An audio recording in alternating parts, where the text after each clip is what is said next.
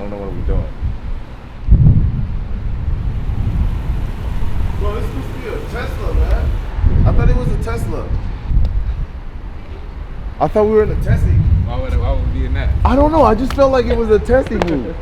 Oh, damn. Oh, we switched it up, bro. We switched it up. We switched it up.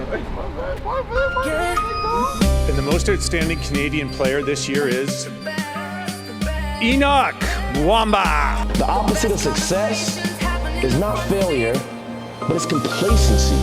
It's being stagnant. That's the opposite of success. Not growing anymore when you're too comfortable.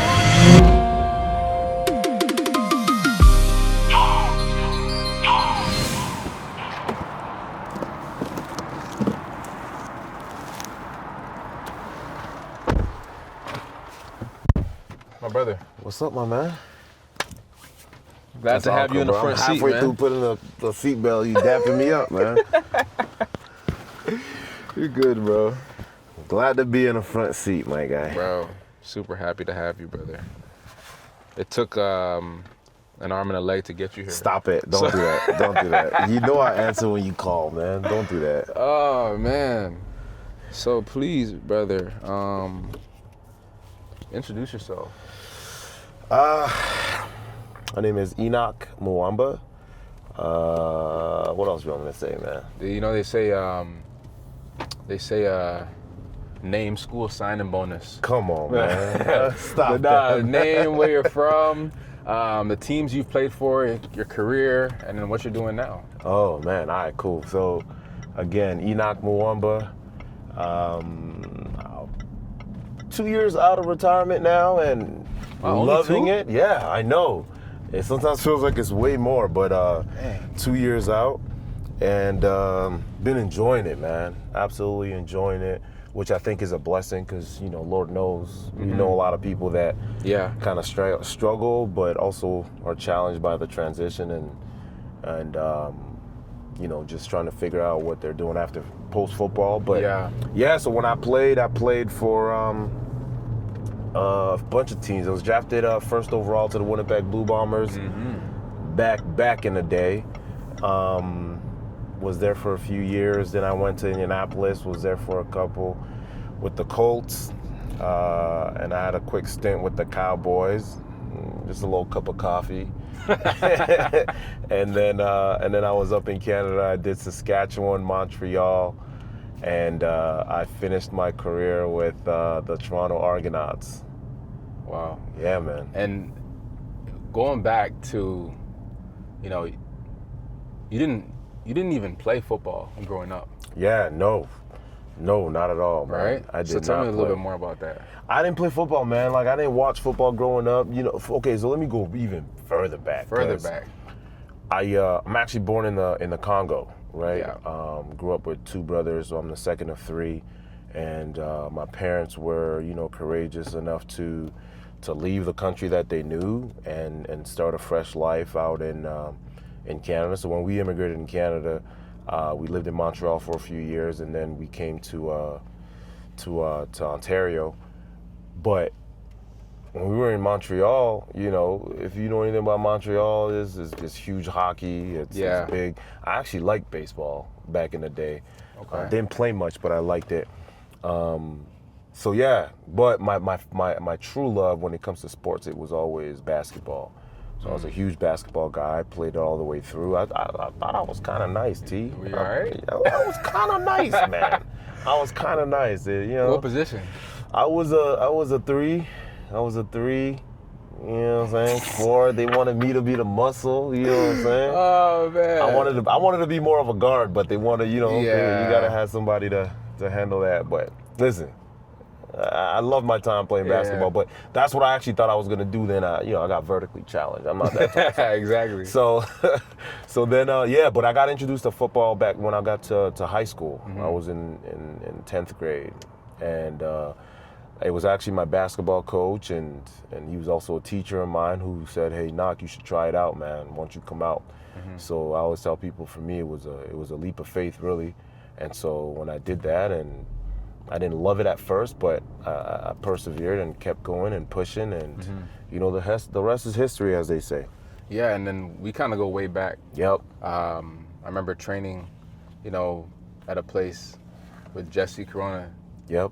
Right? Your boy, What was the gym called again? Training. I can't remember. Target training? Target training. Target training. Yes. Yeah. And out there in you were older. I remember we were doing these hard workouts. Hindu squats. We were doing heavy deadlifts. Yeah. But I feel like, one, you were always strong, like gifted. But two, it definitely built a great foundation for me because I was just a young, skinny kid, and I remember training with him, and a year later, guys were like, man, this guy got huge. Yep. Right? But how important was it for you to get some sort of foundation and build that? Because I think it not only built us a little bit of toughness at a young age, but it's something that we all needed. Yeah, right? no, absolutely, man. It's absolutely imperative, especially if you want to play a sport like the game of football that's extremely physical. Yeah. Especially at the position that I played at as a linebacker, you gotta be able to build a foundation when it comes to strength. And to me, man, we talk about strength so much, physical strength, but I'll tell you what, man, when it comes to football in particular, really life, but you gotta be mentally strong. Yeah. Right? If you can build, if you build your foundation off of your mental toughness, then the physical side will follow, right? Because a lot of our training was tough, was challenging physically, but we're able to overcome that because of the mental strength that we possess, right? You talk about the Hindu squats, you talk about how crazy we were lifting back in the day and all that craziness and stuff. You got to be mentally tough. You know, I think it starts from there, and I think for me it came from the people that I kind of had around me. I feel like, again, like I was so fresh to the game of football, but man, like the people that were around me that I was learning from, the people that were kind of teaching me about the game, teaching me about how to train, how to be a winner, how to be a champion, how to be, just a winner overall. They were the ones that would really set the foundation for me when it comes to the mental toughness that you need and the work ethic that you have to possess if you really want to be great. Yeah. And how, because our routes were different but yet similar, right? Yep. So I went from a prep school to D1 college to the NFL to the CFL.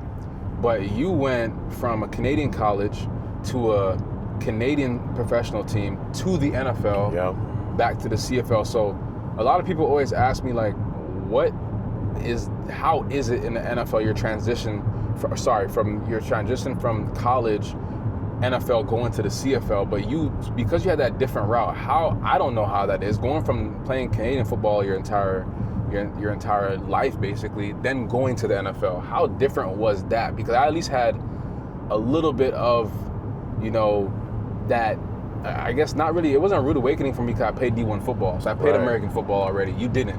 Yeah. So how was that transition? It was a lot, man. It was pretty intense, I'll say that.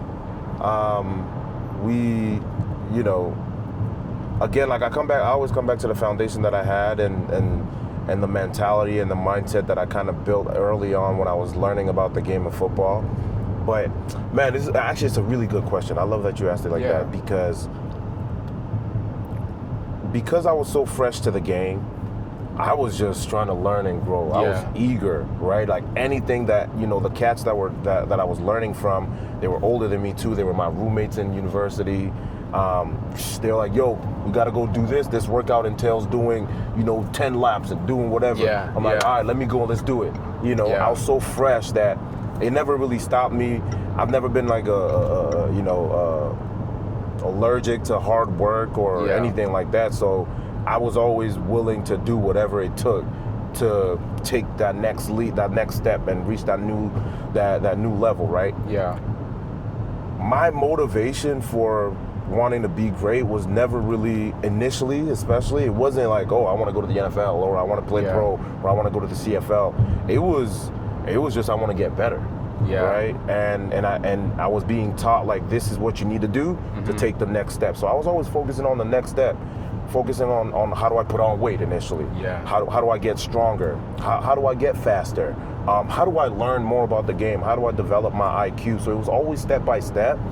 And to me, because I was never really, initially aiming to be a pro, if I can say. I know it sounds very disrespectful because it's tough and it's challenging. But because that was never really my dream, I would just took it as they came, right? And then when I would reach a new level, I'd be like, oh my goodness, I'm really here. I'm not supposed to be here. I'm just a kid that was born in Africa and in Africa you don't play football. It's a different kind of football, right? So to me it was always like, man, I'm born in the Congo, grew up playing basketball. I'm not supposed to be playing, high level football in university. Mm-hmm. I'm not supposed to be playing high level football in the CFL. I'm not supposed to be drafted first overall. I'm not supposed to be playing in the NFL. And so that was always my mindset, but I also utilized that to my benefit, where I would be like, okay, well, since I'm here, might as well make it count. Let me make it count, and let me do everything that I can to give myself the best opportunity and chance that I possibly can. So that really was my motivation, man. And I know it's different because some people, man, that's been my dream. That's where I want to play at. Or, I gotta do this so I can take care of such and such. Or I gotta do this because like that. My goal was always, let me take that next step. Let me take that next step. And I'm not supposed to be here, but I'm here, so let me make it count. Yeah, I know exactly what you mean, because although the NFL was a dream for me, I thought about the NFL, but I was so focused on just not veering away from the hard work, like you said, not actually caring about the end goal, and just focus on what am I gonna do to get myself better, and how am I gonna do that? Surrounding myself with guys like yourself. When I was a young cat trying to learn from all the older guys in the gym, you were there. When I was out in the field learning from all the good receivers out of Canada, I wanted to train and be around the guys that were bigger, stronger, faster than I was. So it's and then you don't actually think about it until later, post career, and man, I did a lot. That really happened. That stuff really, really happened. You appreciate those moments, right? You mentioned it wasn't your dream. What was your dream? I had multiple dreams, man. I had multiple dreams. So, one of them was the NBA. But why are you laughing like that, man? Yeah, my bad. That's crazy. That's wild, though. You're right. You know what, though? I think it's good. I just can't see it. I think it's good. Look, I was just talking to my boy. Shout out to David Tyndale. He's one of the top elite basketball trainers in Canada. He trains a bunch of NBA guys and a lot of guys that are coming up next.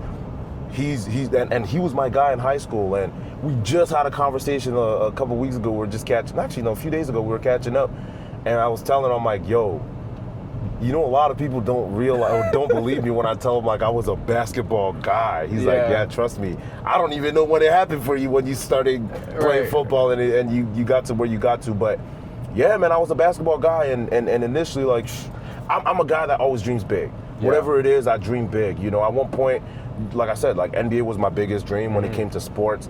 I wanted to be an astronaut for the longest time. Yeah, I was in love with space and astronomy. So, those two things were actually some of the things that were just, like I said, I just dream big, man. I dream big. I'm a huge believer in the fact that you dream big, you know what I'm saying, and make it scary too. But the harder you work at it, you're gonna end up in a place that is great. Yeah.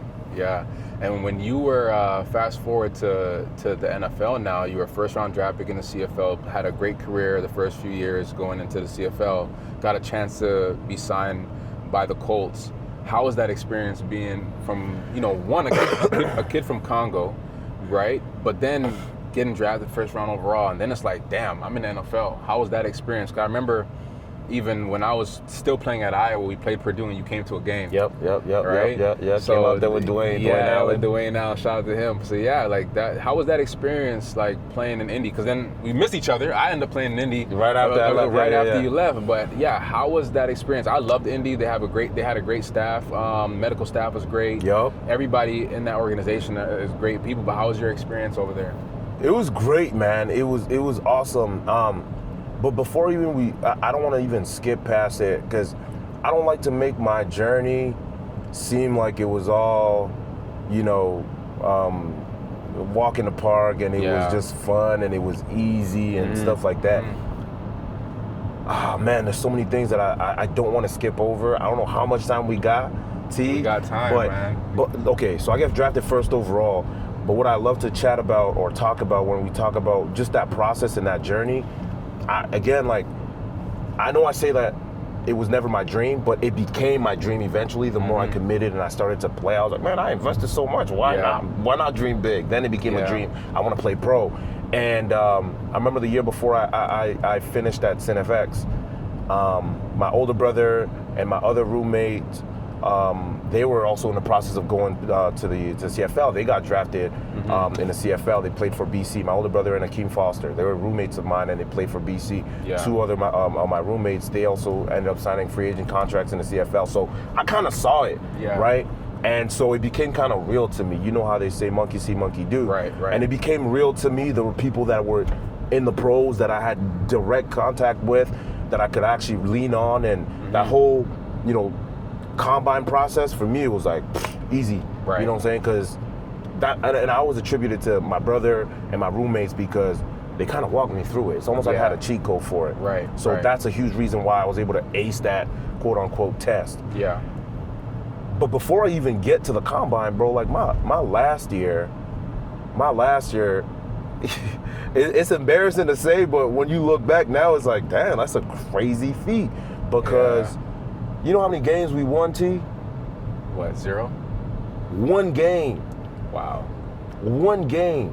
You know what I'm saying? Like, and it's easy to say that now, but like every single week you come in, you lose. You come in, you lose. And, and it was a lot that was happening at the school when it comes to like recruiting for whatever reason. Like we're at a coaching change and everything. So that's part of the reason. But the older guys, I kind of left, and I was the senior, and I was the leader, and I had hopes to go to play pro and everything. So you gotta just, if you put yourself in my shoes at the time, bro, it was mentally draining, emotionally challenging, right? Because you gotta go through a game every week. You gotta lead a team.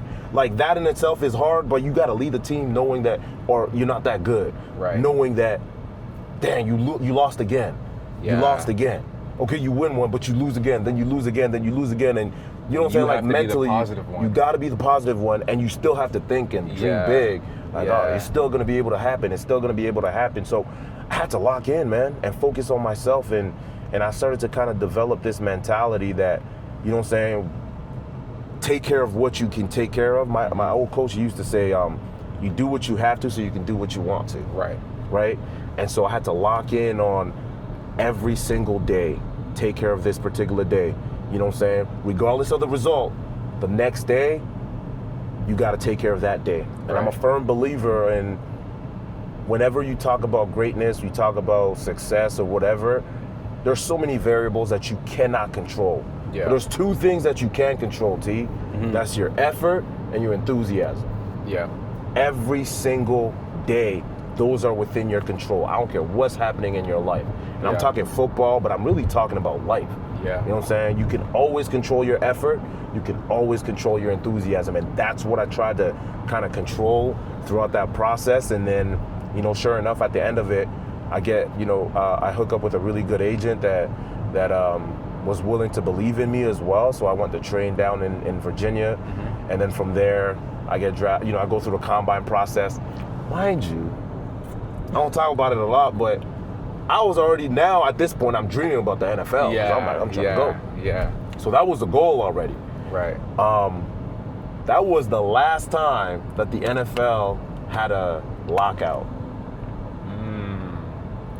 And I had some interest, but not enough to get invited to the NFL Combine.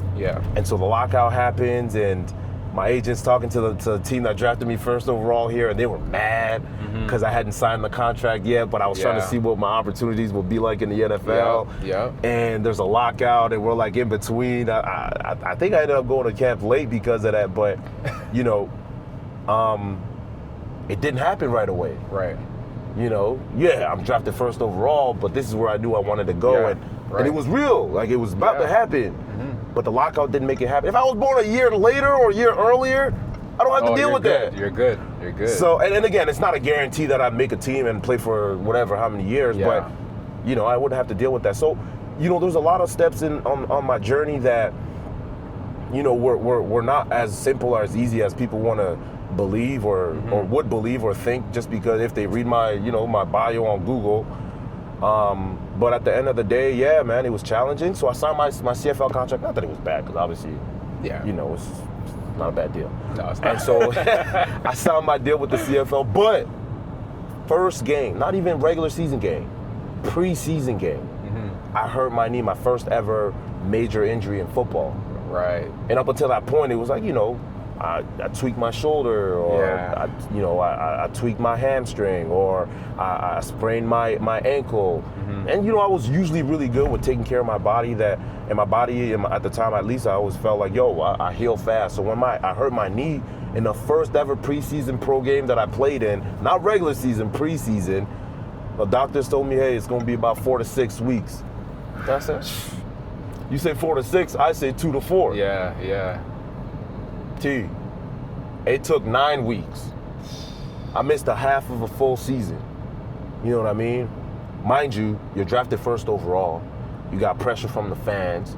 You got pressure from the coaching staff. You got pressure from your teammates. Do you really belong? Like, were you really supposed to be drafted for? You know? Yeah. Like, and people don't say it, but you know what I'm saying? You yo, walk in the locker room like, him? you know what I'm saying? Yeah, now he's hurt. He just Now got he's hurt. hurt. Okay, yeah, exactly. We've Coaches- done that. Rookies come in like, oh, Exactly. look, see, I told you. All this hype. You know what I mean? So Yeah. I could hear people's thoughts. Yeah. You know, whether it's coaching staff, whether it was trainers, whether it was teammates, I could hear people's thoughts. And you talk about the foundation that you got to build. You say physically, I say you start from the mental aspect, right? Yeah. From a mental perspective, I had to build that resilience. I had to build that ability to kind of overcome adversity really early on. And when I say 9 weeks injured, and you've been hurt before, 9 weeks, it sounds short, but it's long, man. It's long, especially in a football season. In a football season. Because there's about 18 games. Yep. And it's like, damn, like that's half the season. Right. So I I mean, if you're out 9 weeks in college, you're damn near out the entire season. that's it.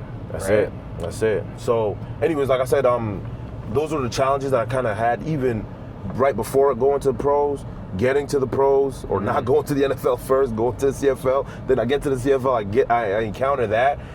I miss half of the season. I come back, I only play special teams for the rest of the season. We go to the Grey Cup, we lose the Grey Cup. This is my first year as a pro. Yeah, you know what I'm saying? yeah. But I told myself again, what can I control? Those two things.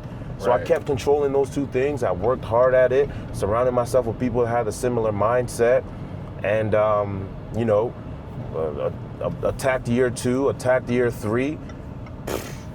Next thing you know, at the end of the season, I get some all-star recognition and this and that. Then I become a starter, obviously, my second year, and then I get the opportunity in the U.S. So when you talk about the Colts, you want to talk about, you know, again, you went to school down south, so you kind of had a feel for what it was like.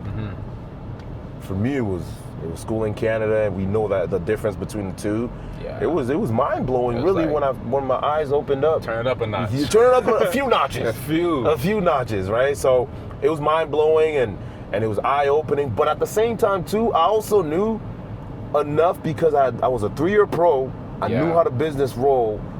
So I knew that I didn't have time to get starstruck. Oh my goodness, it's Andrew Luck. This is Reggie Wayne. I used to watch him on TV. You know what I'm saying? Like, I didn't have time to get starstruck, right? So I had to lock in on my assignment, lock in on learning the game. Because again, I played Canadian football throughout the course of my season, my career, and then I had to learn what it's like to be in the NFL, and I had to use a tight end to figure out formations, which I had never done, right?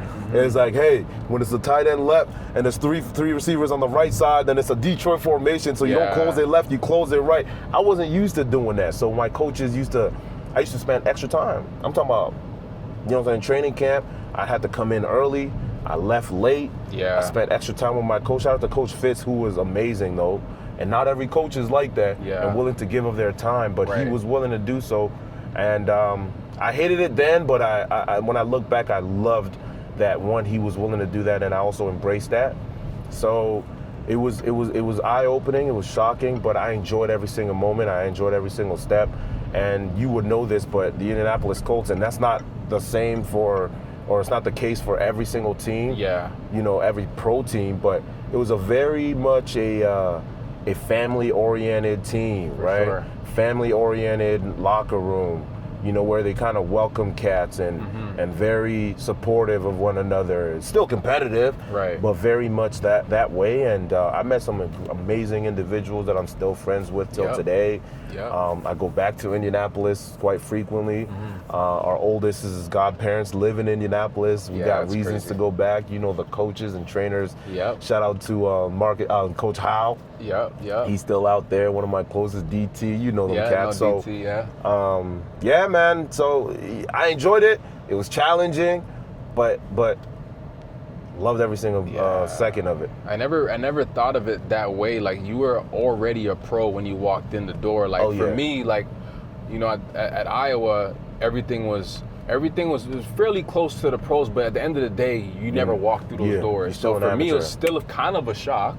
But for you, I didn't really think of it that way, where it's like you know what to expect. You know how the pro is, you know how the business is. It's not like a rude awakening. Because a lot of rookies, we come into the game and we're like, damn, like it's like this. Like, you've seen guys get cut every day. You've seen this stuff happen. But now it's like, you know, firsthand for me, I'm like, damn, like this is scary. We're used to it. So it's like, oh, this happens every day, you know? So that's a crazy experience, man, because like a lot of cats don't know like how hard it is to be a pro. Especially nowadays, where I think like it's like, oh, I'm going, it's like, man, but like you're not even going hard enough. Yeah. Right? I mean, your competition is damn near everybody. Yeah. You know what I mean? It's damn near everybody. And like, I remember one of my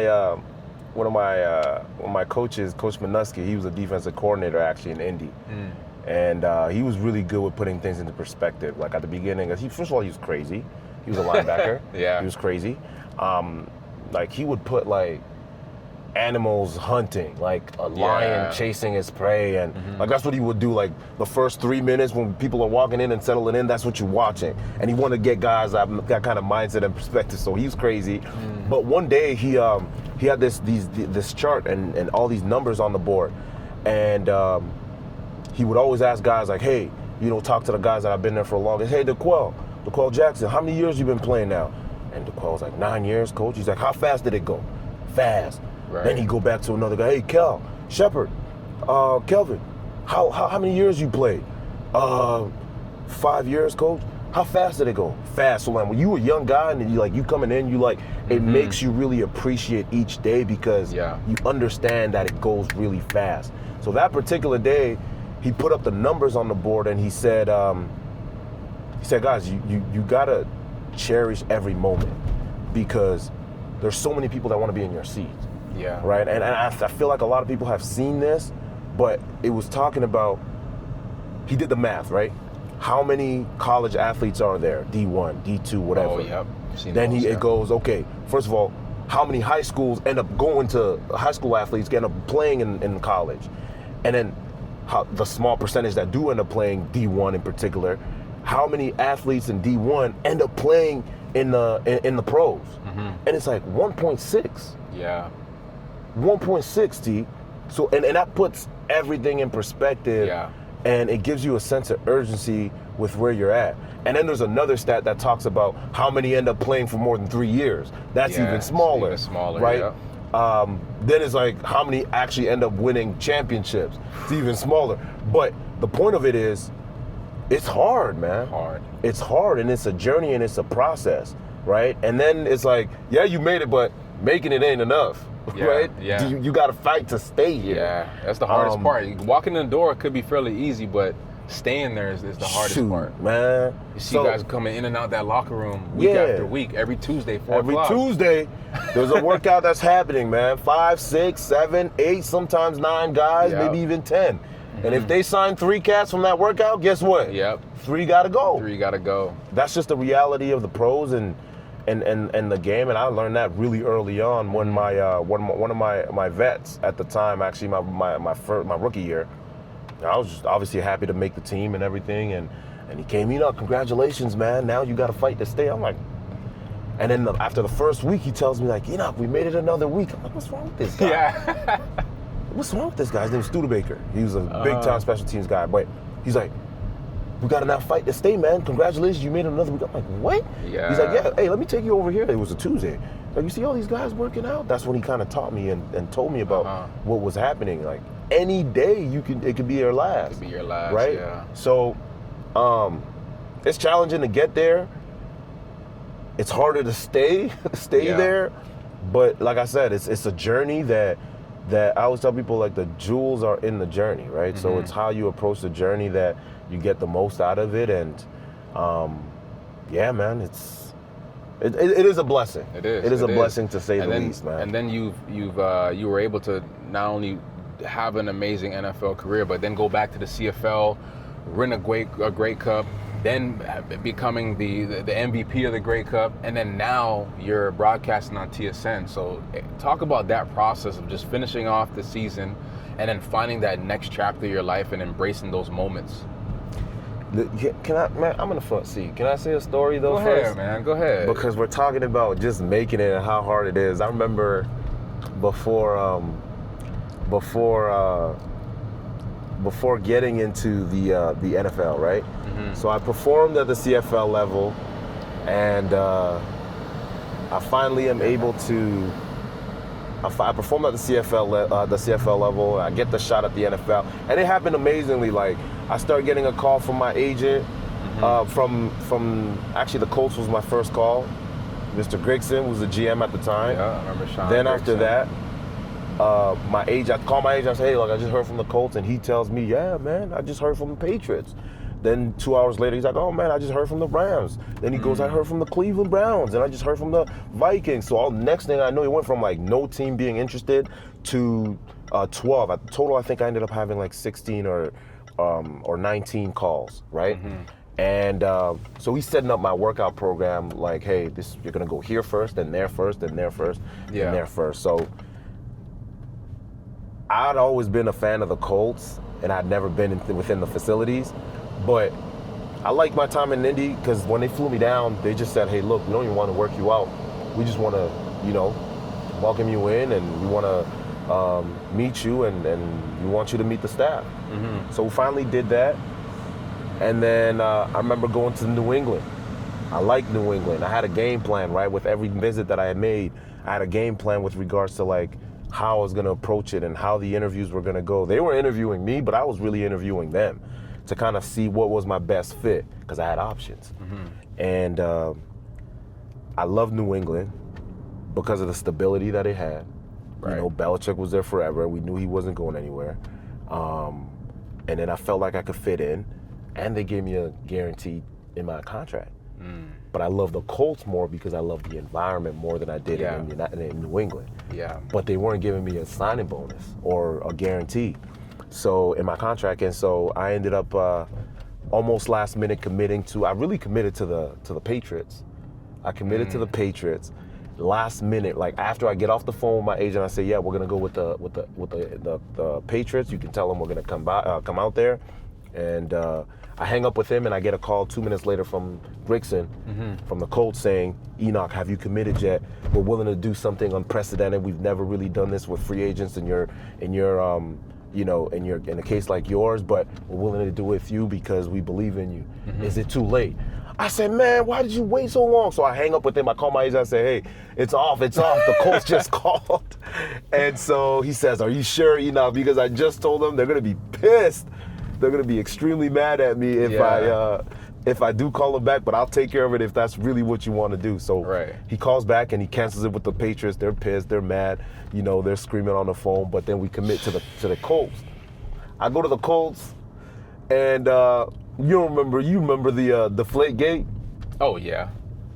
That happened. That was the year. You know who won the Super Bowl that year? The Patriots. Yeah. So, yeah, man, it was funny, man. It was funny, but I learned a lesson, too. Like, a lot of people, like the people that do know, they're like, man, nah, don't you wish you went with the Patriots? I'm like, no, there's no guarantee. Yeah. You know, and I don't live my life with regret at all, ever, whether it's a shortcoming or I fell short on a goal that I wanted to achieve or I didn't win, quote unquote, whatever it was. I don't regret, because who's to say that if I went to the New England Patriots, even lasted the whole season? Or I didn't even have a career or season-ending surgery. Yeah. You know what I'm saying? Like, you can't control those things. So I never regretted it, but it's one of those stories that, man, like, things could have been different. But why would I want to be a part of some cheaters, man? But yeah, man, so I just wanted to put that into perspective, because, again, that was the whole process of just making it to the NFL. Right, it was intense. Right. And then, yeah, man, pushing on when I came back to the CFL, it was amazing, because you talk about being a pro. You know, now I'm a pro's pro, because I'm seasoned, right? Yeah. So I know the game, I know how to approach it football-wise, and I always knew it was going to take care of itself, but now I started to kind of broaden my horizon, like, what am I going to do after football? Yeah. Because you know as well as I do, you know, it's challenging post-football if you don't prepare for it. And so I had seen enough cats come in and out, right?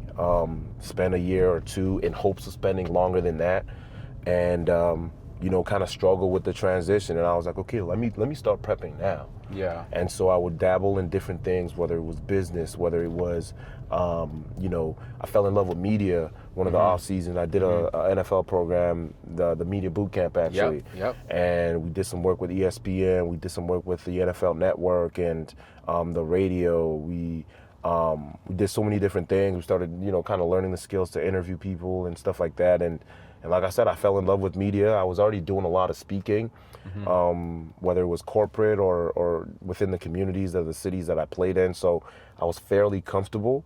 And so I kind of dove into it. And then when I came back to the CFL, I started pitching the teams that I was playing with, hey, I want to do sit-downs with my teammates. Yeah. And then it went from that to, I want to do sit-downs with, you know, all kinds of people from all walks of life. It doesn't have to be just football players or just my teammates. And from there, I created my own podcast, because I couldn't do it with the teams that I was playing for. Right. And so, like, we didn't play together, so I couldn't be like, hey, I want to sit down with Tavon with my team out in Montreal or Saskatchewan. Right? Yeah. So I was like, you know, I got to do it on my own. So I did my own podcast really early on, and I would travel even with it. I kind of invested in myself. I invested in what it took to build that. And, you know, I was getting reps too. As I was doing that, I was getting more and more comfortable in front of a camera, more and more comfortable in a sense of like, you know, sit downs. But I've always been a guy that appreciated people's journeys. I obviously have a unique journey, and I have no shame or issue kind of sharing it. But I wanted to kind of be that outlet or that platform that allowed other teammates of mine or players or other individuals to share their journeys as well.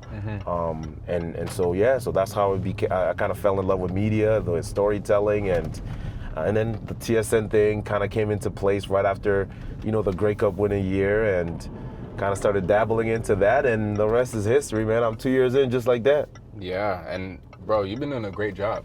Appreciate it, I feel like man. a proud dad watching you. Don't be sunning me, man. Because I'm in the front seat on your podcast. No, but I'm super proud of you, bro, because like it's you know, we go way back, and seeing, you know, your transition, seeing your career obviously has been like, you know, very motivating for me as another Canadian guy going to the NFL, going on the same team, having mutuals within the same team, within the same high school dynamic with the guys that we train with, and now getting into media and public speaking. That's also something that, you know, I've been getting into as well. So whenever, you know, I'll give you a call and ask you questions and all that stuff. So one, I appreciate that, but two, man, it's been such an incredible journey to watch for sure. So, you know, I want to thank you for pulling up, coming to the front seat, and taking your time out of your day, brother. I appreciate it, my guy. You're doing a crazy job yourself, man. You're killing it. I appreciate that.